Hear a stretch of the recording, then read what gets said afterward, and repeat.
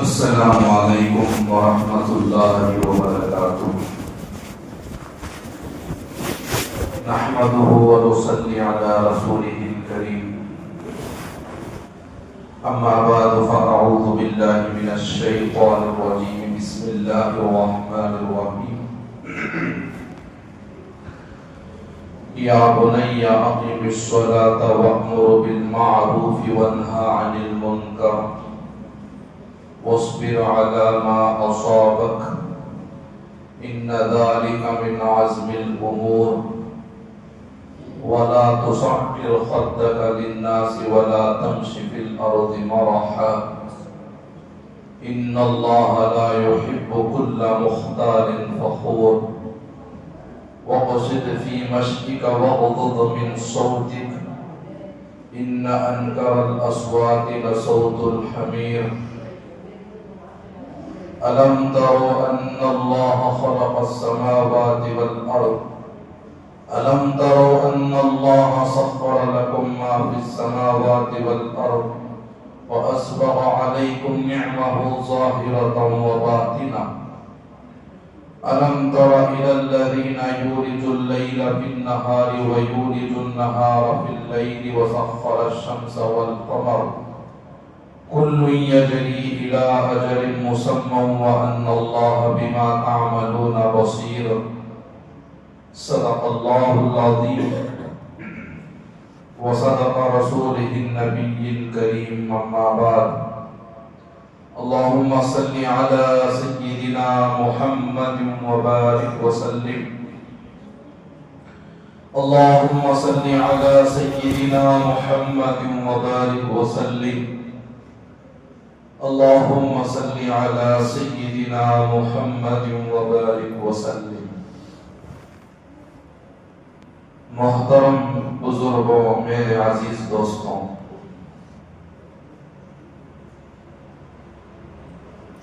اللہ تبارک و تعالی قرآن کریم کے اندر متعدد صورتوں میں متعدد مقامات پر ہر جگہ انسان کی اصلاح فرمائی ہے، تبلیغ فرمائی ہے۔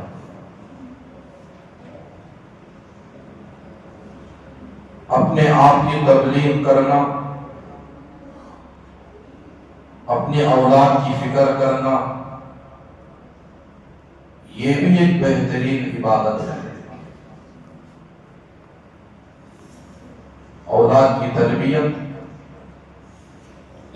گھر کے ماحول کی اصلاح کی فکر، محلے کی، پڑوس کی، خاندان والوں کی، دوست اور احباب کی، رشتہ داروں کی، ہر ایک کی بھی تبلیغ کی فکر ہونا ضروری ہے۔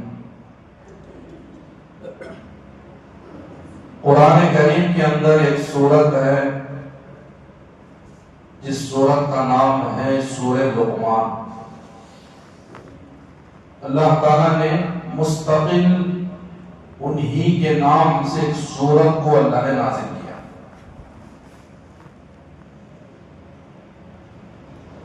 لقمان علیہ السلام کی اللہ تعالیٰ نے ان کی نصیحتوں کو اللہ نے اس میں بیان کیا ہے۔ ابھی میں نے خطبے کے دوران ان کی کچھ حکمتیں، ان کی کچھ نصیحتیں اپنے بیٹے کو جو نصیحت کی ہے، جو ان کو تعلیم دے، ان کو جو تربیت کرے، اللہ تعالیٰ نے ان کی اس تربیت، ان کی اس تعلیم کا ذکر کو اللہ نے قرآن میں ذکر کیا۔ میں نے چند آیتوں کی تلاوت کی، یہ آیتیں انہی کے متعلق ہیں۔ اولاد کی تربیت قرآن میں ذکر ہے، اپنے بچوں کی دین کی اصلاح، دین کی فکر، ان کی ایمان اور اعمال کی حفاظت قرآن کریم کے ذریعے سے ہمیں تعلیم مل رہی ہے۔ اللہ تعالیٰ نے لقمان علیہ السلام کو بڑی حکمت عطا فرمائی. حکمت کا تو کیا، حکمت کا مطلب کیا، اس کے بہت سارے معنی آتے ہیں. حکمت کا مطلب اگر عقل مندی کو بولتے بھی ہیں، سمجھداری کو بھی بولا جاتا ہے، علم حاصل کرنے کو بھی حکمت کہی جاتی ہے، اور علم حاصل کرنے کے بعد اس علم پر عمل کرنے کو بھی حکمت کہی جاتی ہے. روایت کے مطابق، جمہور مسلک کے مطابق، اللہ تعالیٰ نے حضرت لقمان علیہ السلام کو دو چیزیں عنایت فرمائی، ان کی خدمت میں پیش کیا گیا. ایک نبوت، ایک ولایت. لقمان علیہ السلام چاہتے تو نبوت ہی کو پسند کرتے. اللہ نے دو چیزیں رکھا، ان دو چیزوں میں تمہیں کیا، کس چیز کی ضرورت ہے، ہم تمہیں اختیار دیتے ہیں. لقمان علیہ السلام نے نبوت کو چھوڑ کر ولایت کو پسند کیا، یعنی علم اور اس پر عمل، یعنی حکمت کو اللہ نے انہوں نے پسند کیا، انہوں نے اس کو منتخب کیا. کسی پوچھنے والوں نے حضرت سے پوچھا کہ حضرت یہ حکمت ادنا درجہ ہے، اس کی کوئی حیثیت نہیں، نبوت کا مقام بہت اونچا ہے، اعلیٰ ہے، اس کے درجات بہت اونچے ہیں، بلندی ہے. اللہ نے آپ کی اختیار کیا تھا، آپ چاہتے تو نبوت کو چن سکتے ہیں. آپ نے اتنے بڑے مقام کو چھوڑ کر آپ نے ولایت کو پسند کیا. دیکھو کیا عجیب حکمت تھی، کیا عجیب اللہ نے ان کو عقل دی. انہوں نے کہا اللہ تعالیٰ نے مجھے خود اختیار دیا، اگر میرے اختیار میں اگر میں نبوت کو چن لیتا، اللہ تبارک و تعالیٰ اگر کسی کو نبی بنانا چاہتے ہیں، خود اپنی طرف سے اللہ تعالیٰ جسے چاہتے ہیں اسے نبوت کے لیے منتخب کر لیتے ہیں. اللہ تعالیٰ اپنی طرف سے، یہ بات کو ذہن میں رکھو، سمجھنے کی بات ہے. اللہ تعالیٰ جس کو اپنی طرف سے نبوت کے لیے منتخب کر لیتے ہیں، اللہ تعالیٰ کی مدد حال 24 گھنٹے ان کے ساتھ ہوا کرتی ہے. ہمیشہ اللہ کی مدد ہوتی ہے ان لوگوں کو جو اللہ تعالیٰ اپنی طرف سے جس سے چاہتے اللہ ان کو ان کی مدد شامل ہوتی ہے. ہاں اگر میں چن لیتا، نبوت کو اختیار کر لیتا، تو اب میرے امتحان کے دور شروع ہو جاتے. اب میرے اندر اتنی طاقت نہیں ہے کہ جیسے نبوت کو لوں، اگر اس میں کمی بیشی ہو جائے اللہ کی پکڑ ہوگی. میں نے اس وجہ سے میں اپنی کمزوری کا اظہار کرتے ہوئے، کمزوری کا اور اپنی کمزوری کے بارے میں سوچتے ہوئے، اور میں نے اس کو چھوڑ دیا اور ولایت کو پسند کر لیا. کیا حکمت تھی، کیا حکمت تھی. تمام زندگی اللہ کے شکر گزار بن کر زندگی گزارے. تعلیم دی یا بنیا، اے میرے بیٹے، اللہ کے نیک بندوں میں اللہ کا شکر گزار بن کر زندگی گزار. اور ایک حکمت یاد آ گئی. کسی زمانے میں حضرت لقمان کسی کے غلام تھے، کسی کے غلام، اور ان کا جو آقا تھا، ان کا آقا ہمیشہ ان کی بڑی خیر خواہی کرتا. ان کے بارے میں جو بھی چیز گھر میں بنتی سب سے پہلے ان کی خدمت میں پیش کرتا. اب دیکھو معاملہ الٹا،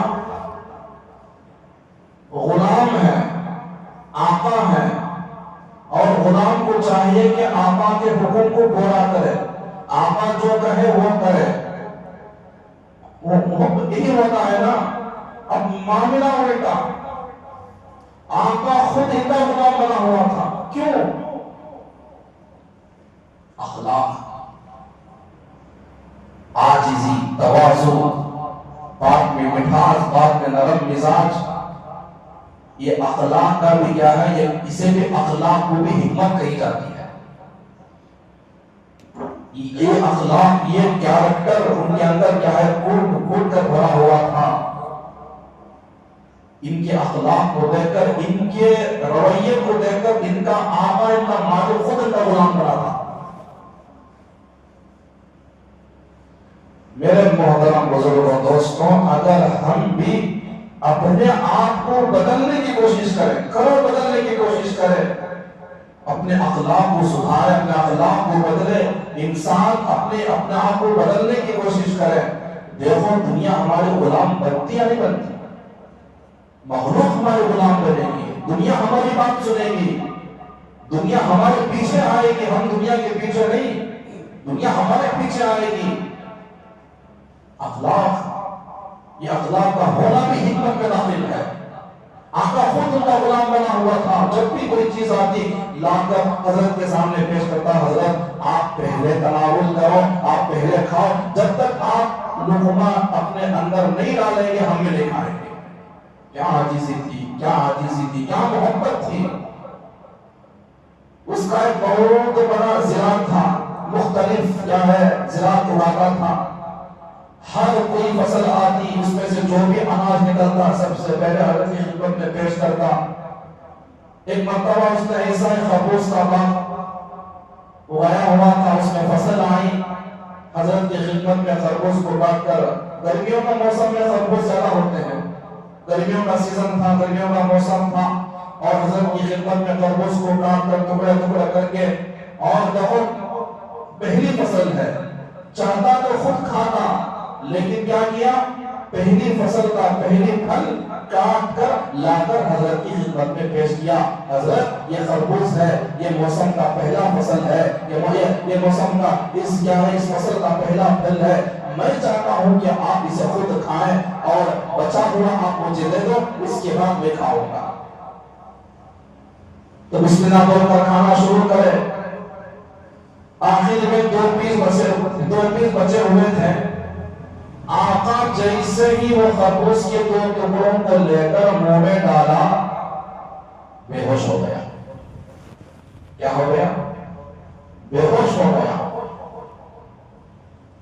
फिर होश आई, हजरत से पूछा, हजरत क्या बात है, क्या बात है, ये फल को खाने पर आप क्यों ऐसा बर्दाश्त किया, आप कैसे इस फल को खाने पर इतना और अपने आप को बर्दाश्त करे?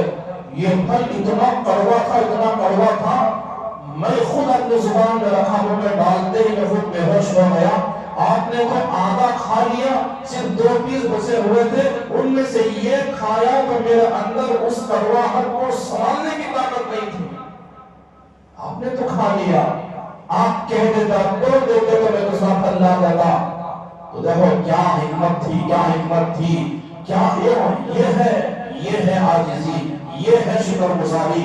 उन्होंने कहा, अरे अल्लाह के बंदे, अल्लाह के बंदे, अल्लाह ताला ने सारी जिंदगी मीठी चीज खिला रहा है, मीठी चीज खिला रहा है, उसके खजाने में से थोड़ा कड़वा कर आ गया, क्या मैं इस नेमत को भी मैं ठुकरा दूं, मैं अल्लाह का नाफरमान बन जाऊं? आज ये थोड़ी देर के लिए आ गया, एक मर्तबा आ गया, उसको मैं बर्दाश्त नहीं कर सकूं, ये हो ही नहीं सकता। जिंदगी में हालात भी ऐसे आते हैं हमारे ऊपर, एक जैसे हालात नहीं होते, सेहत आती है तो बीमारी भी आती है, जवानी आती है तो बुढ़ापा भी आता है, मालदारी आती है तो गुर्बत भी आती है, वसात भी आती है, तंगी भी आती है, मुशाकिल भी आती है। बहरहाल जो भी हो, जिस हाल में भी हो, हम अल्लाह के शुक्रगुजार बने। सेहत में भी, बीमारी में भी अल्लाह सेहत दिया है, ये भी तेरा शुक्र है, बीमारी दिया है अल्लाह, ये भी तेरा शुक्र है, तेरी हिकमत है, तो जो भी फैसला करता है अपनी हिकमत के बगैर कोई फैसला नहीं करता, अल्लाह इस पर मैं राजी हूं। अल्लाह मुझे मालदारी दिया है, अल्लाह इस पर भी राजी हूं, तो अगर गुर्बत में तेरा इस पर भी मैं राजी हूं, लेकिन किसी हाल में अल्लाह के मामले में छूटना। क्या तालीम थी, क्या तालीम थी।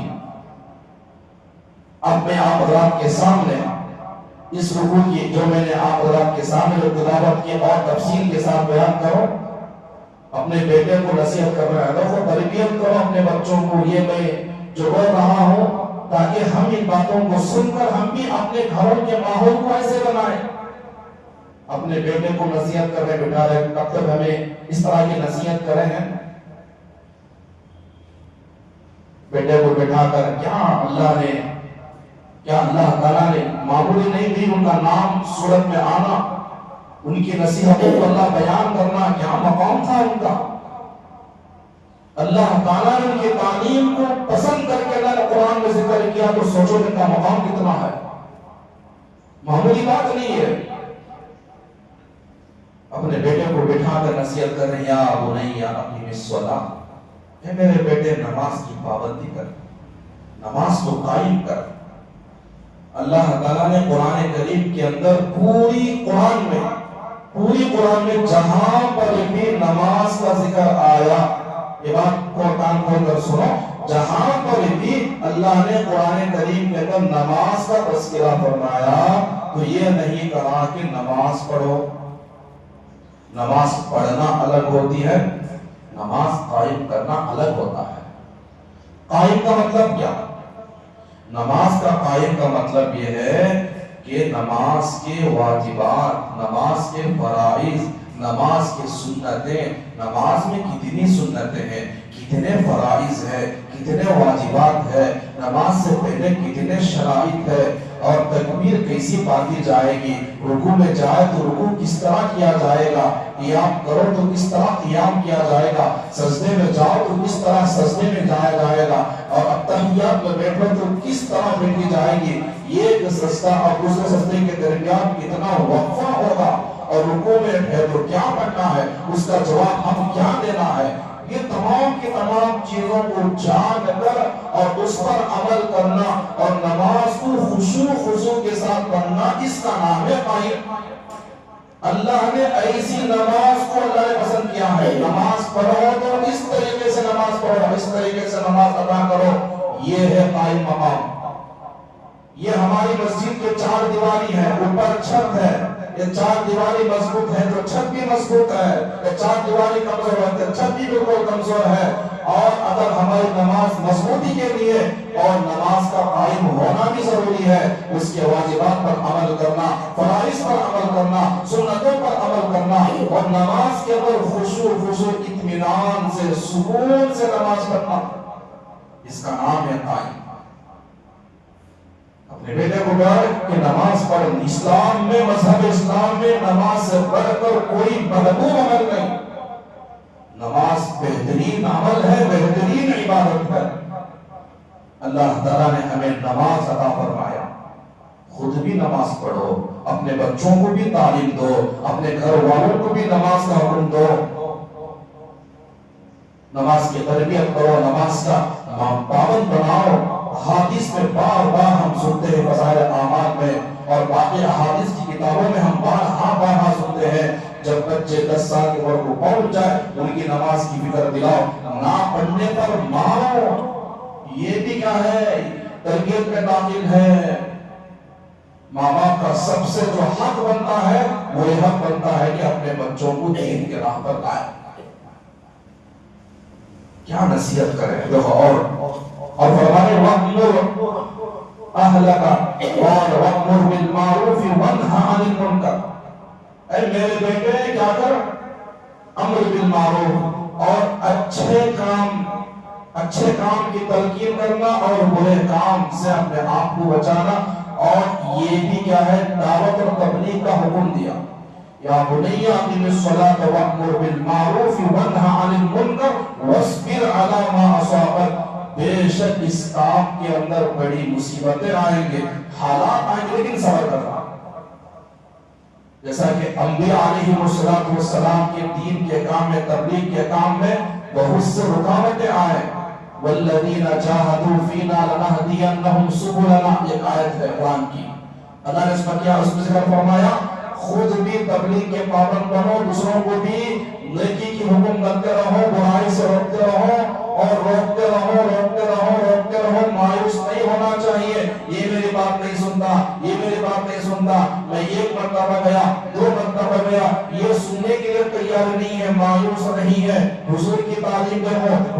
تبلیغ دیکھو، صبح سے لے کر شام تک ابو لہب کے بعد، ابو جہل کے بعد 70 دفعہ جایا کرتے تھے، اور 70 دفعہ، اور یہاں تک کہ ہماری بات سن کر آدمی کو کیا ہے انشاءاللہ عمل کر کر بول کر پھر جاتے ہیں، لیکن یہاں معاملہ دیکھو، گالیاں بھی دے رہے ہیں، مار بھی رہا ہے، دھکے مار بھی رہا ہے، پھر حضور کبھی مایوس نہیں ہوئے، روزانہ 70 دفعہ جایا کرتے تھے، اور اللہ نے فرمایا قرآن میں سچ کہا، جو بندہ دعوت و تبلیغ کا کام کرتا رہے گا، یہ قرآن کی آیت ہے، اللہ نے کہا اللہ تعالیٰ کی مدد ہمیشہ اس کے لیے ضرور حاصل، ضرور اس کے لیے اللہ کی مدد ہوگی، کرتے رہو اس کام کو مت چھوڑ، ساری زندگی کا کام ہے، ساری زندگی کا کام ہے، ایک دن کا نہیں، ایک ہفتے کا نہیں، اور 40 دن کا نہیں، ایک سال کا نہیں، ساری زندگی کا کام ہے، کرتے رہو، اور اس میں بہت سارے فوائد ہیں، اللہ تمہارے لیے ہر مشکل راستوں کو اللہ آسان کر دیتے ہیں،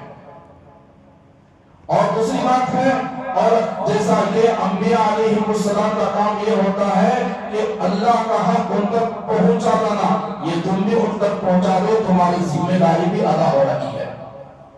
دوسرا فائدہ یہ ہے کہ چاہتے تو اللہ تعالیٰ ہماری تبلیغ کی وجہ سے اللہ دوسروں کو بھی ہدایت دیتے کہ نماز کا حکم کے ساتھ امر بالمعروف اور نہی عن المنکر کا کام کی تعریف دیتے فرمایا کہ صبر کرو، اور صبر کے ساتھ اور صبر کرو گے اللہ تمہارا راستے کو آسان فرمائیں گے، اور فرمایا وَلَا تُصَعِّرْ خَدَّكَ لِلنَّاسِ وَلَا تَمْشِ فِي الْأَرْضِ مَرَحًا۔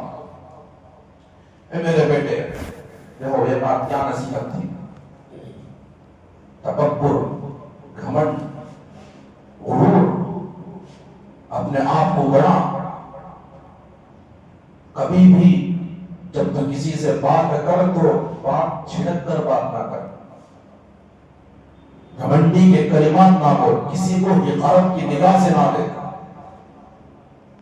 تکبر، دیکھو اللہ تعالیٰ کا قانون ہے، جتنے بھی قومیں ہلاک ہوئی، تباہ ہوئی، ان کی قوموں کا جواب یہ ہی تھا، تکبرانہ جواب، ارے ہمارے پاس عہدہ ہے، ہمارے پاس طاقت ہے، ہمارے پاس اتنی قوم ہے، اتنی فوج ہے، اتنی طاقت ہے، تو ہمارا کون کیا بگاڑ سکتا ہے۔ تکبری کے کلمات سے کئی قومیں ہلاک ہو گئی۔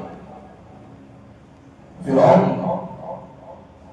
کس وجہ سے ہلاک ہوا؟ تکبر بھری ہوئی تھی، اللہ تعالیٰ نے پانی میں غرق کر کے اس کے موت کی گھاٹ سلا دیا۔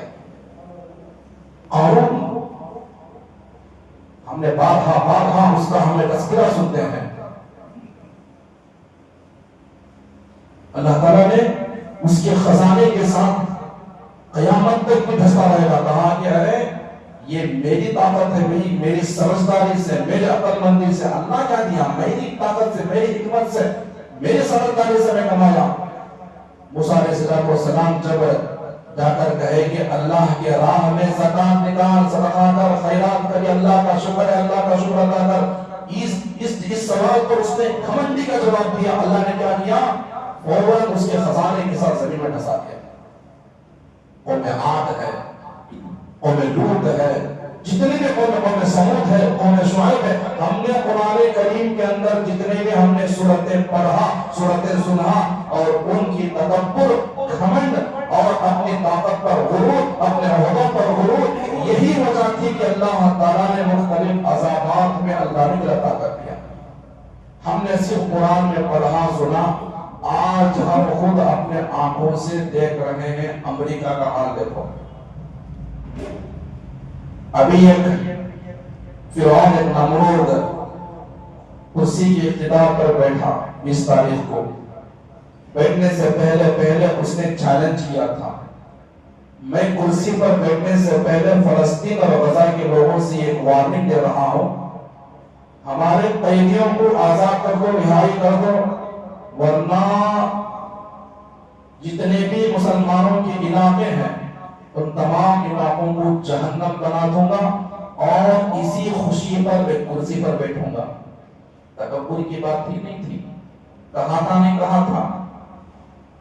اللہ تعالیٰ نے کہا ارے بے وقوف، ارے نمرود کی اولاد، تو کیا جہنم بنائے گا؟ ہم دیکھ تو اپنے کرسی پر بیٹھنے سے پہلے اس کے متعلق جتنے بھی بیانات کرے، جو بھی عنوان کہے، یہ اللہ کا عذاب ہے، اللہ کی پکڑ ہے۔ کذالک العذاب ولعذاب الآخرۃ اکبر۔ اللہ کی لاٹھی میں آواز نہیں ہوتی۔ اللہ جب مارتے ہیں نا، اللہ جب مارتے ہیں نا، ایسا مارتے ہیں، ایسا مارتے ہیں، ان بطش ربک لشدید، اللہ کی اس پکڑ سے کوئی بچ نہیں سکتا۔ ہم گھمنڈی کے بولتے ہیں نبی، بات کرنے سے پہلے الفاظ کو بھی سوچ سمجھ کر استعمال کرو۔ ابو لہب کیا کہا تھا آپ علیہ السلام سے؟ تبت لک یا محمد، اے محمد نعوذ باللہ تیرے ہاتھ پیر ٹوٹ جائے۔ اللہ کو یہ کلمات، فرشتے ہوتے ہیں، اب کس کی کیا قبولیت ہو جاتی ہے پتہ نہیں۔ اس نے کہا تکبر کلمات میں، اللہ نے کہا تو کیا کہے گا؟ اللہ نے سورت کو نازل فرمایا تبت یدا ابی لہب، تیرے ہاتھ بھی ٹوٹ جائے، تیرے پیر بھی ٹوٹ جائے، اس پر لعنت ہو، ایسی موت مرا۔ پوری جمعہ تفصیل کے ساتھ آپ حضرات کے سامنے بیان کیا۔ تکبر، گھمنڈ، عہدے کا غرور پوری قوموں کو ہلاک کیا۔ بڑے بڑے لوگ بھولنے توڑ گئے۔ اینما یدرککم الموت، کس چیز پر تم گھمنڈ کرتے ہو؟ ایک اللہ والے تھے، کسی راہ پر جا رہے تھے، ایک بہت بڑا گھمنڈی تھا۔ انسان کی اوقات دیکھو، انسان کی حیثیت دیکھو، ہماری حیثیت دیکھو کتنی ہے۔ بڑا گھمنڈی تھا۔ اور جو گھمنڈ لوگ ہوتے ہیں، ان کا چال بھی گھمنڈ ہوتا ہے، ان کی بات بھی گھمنڈ ہوتی ہے، ہوتی نہیں ہوتی؟ چلنے کا طریقہ بھی گھمنڈ، سینہ تھام کر۔ اور اس آیت میں یہ بھی ہے، اللہ نے ذکر فرمایا وَلَا تُصَعِّرْ خَدَّكَ لِلنَّاسِ وَلَا تَمْشِ فِي الْأَرْضِ مَرَحًا۔ بات کرو تو عاجزی سے بات کرو، تکبر کی کلمات نہ کرو، چلو تو بالکل کیا ہے اگر کر نہ چلو۔ گھمنڈی آدمی تھا، اور وہ سوچتا تھا کہ لوگ میری تعریف کرے، لوگ مجھے کھڑے ہو کر احترام کرے، میرا ادب کرے، میری عزت کرے، لوگ میرا سلام کرے۔